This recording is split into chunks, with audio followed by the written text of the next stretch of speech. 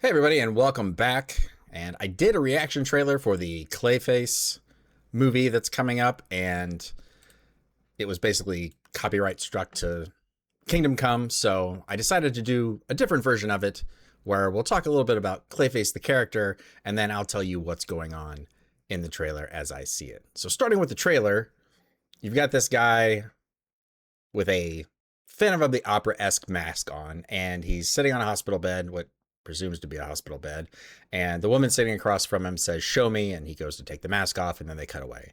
And then they show his former life.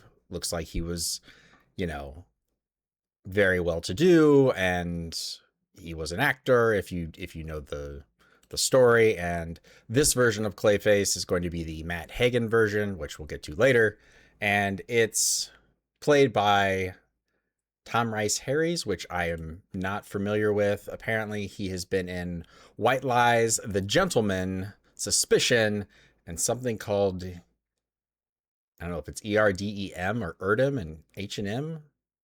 No idea. Also, if you're curious, this is going to be directed by someone named James Watkins.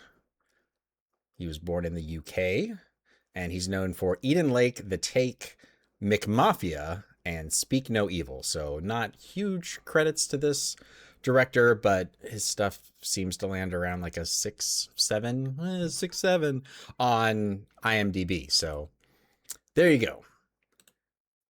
So as I was saying, it cuts to him being a star, and apparently he made the wrong people mad. I don't know if he owed people money.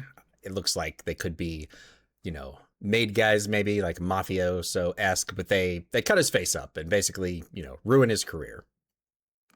So he's dealing with the fallout from that, losing all his fame, and then they try this experimental treatment, and he's looking pretty messed up from all the cuts, and he says, go for it.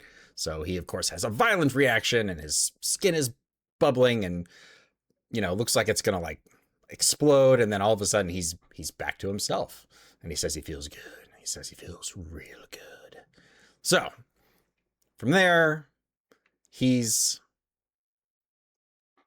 back on the scene, but they're worried about side effects. And then he's sitting on a plane and his eyes start to kind of like mesh together, kind of like Neo, when Mr. Anderson says, "What good is a phone call if you don't have a mouth?" It's very much that effect from The Matrix, which is cool.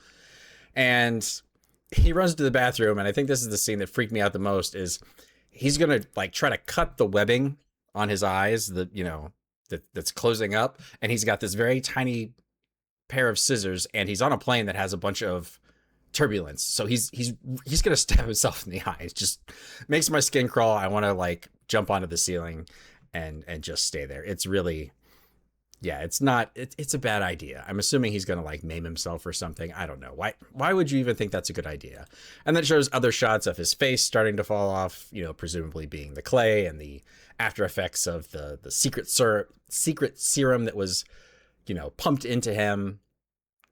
And of course, the other side effects is that now he's got this rage and he's angry. So maybe that's a side effect, or maybe it was there the whole time. You don't know. So from there, there's a bunch of weird shots. There's one of him in like a bathtub, and he looks all clayey and wrinkly, and it looks good. Like, it looks like clay. He honestly looks like a can of silly putty, if you've ever seen that. And the effects are great. I know this is supposed to be a horror film, and so I think, the arch of this is going to be him becoming Clayface. And, there's a bunch of cool shots and a bunch of shots of him bandaged up and cut up, and of course they're just jumping around trying to build suspense. And then the last one, of course, is him becoming the Clayface that we know, or that we've seen in different forms throughout the years, if you watched different things like that. So I don't know. I think it looks good. It could be like a sleeper hit. It's coming out in October. That's horror movie time, Halloween time, scary season, as they say, right? So it could potentially do all right. But I didn't realize how much history Clayface actually had. because it started off as the original Clayface was Basil Carlo in Detective Comics, and that started in, or the first issue he was in was June 1940. So he was a B-list actor who was driven insane. When he hears there's a remake of a movie that he starred in, would be shot without him acting in it, and he ends up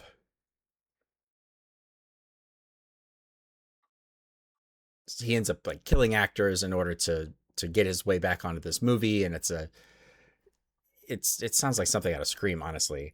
And then he of course gets stopped by Batman and Robin. So that's the first iteration of Clayface. And then the second iteration is Matt Hagen, which is who's being portrayed in the movie. And he first appeared in Detective Comics 298.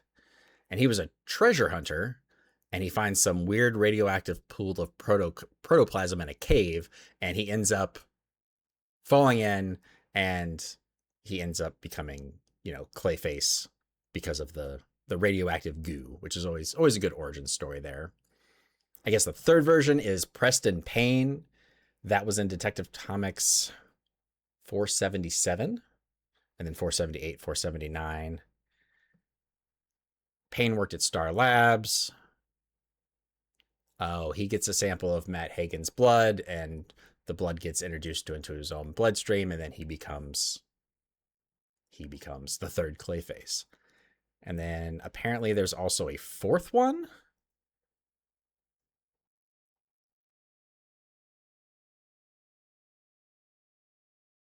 And that's Sandra Fuller.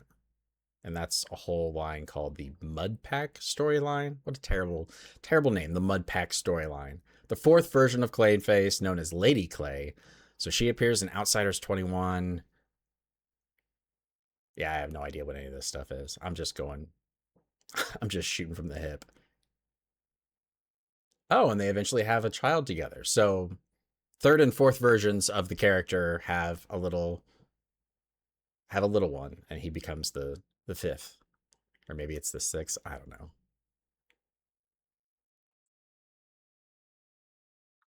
Oh, and there is a sixth one. The little guy, Cassius Clay, has a skin sample put onto this scientist, and he becomes the next one. So there you go. There's the history of Clayface as far as the comics goes. Now, Clayface has appeared in multiple TV shows and multiple video games by a surprising list of actors that you might not realize. So, one, the original from The New Adventures of Batman was none other than Ron Perlman. Yes, that Ron Perlman. And then different actors through different times. Alan Tiddick, I don't know if I'm saying his name right. He's a great actor. He does great characters. You probably know him best as the pirate from Dodgeball, if you ever saw that. And then we've got Steve Harris, Wallace Langham, and Lex Lang, Rick Wasserman, Nolan North, Kevin Michael Richardson, Lou Schreimer, Augie Banks. That's a great name, Augie Banks. And Chad Kroger. That Chad Kroger? I don't know. I think Chad Kroger. So there's your background for Clayface. Now, I don't know if this movie's going to be any good. It seems like it might be a sleeper hit. What do you think? Do you think this movie's going to be good? Leave your comments below. Let me know what you think. And I will see you in the next one.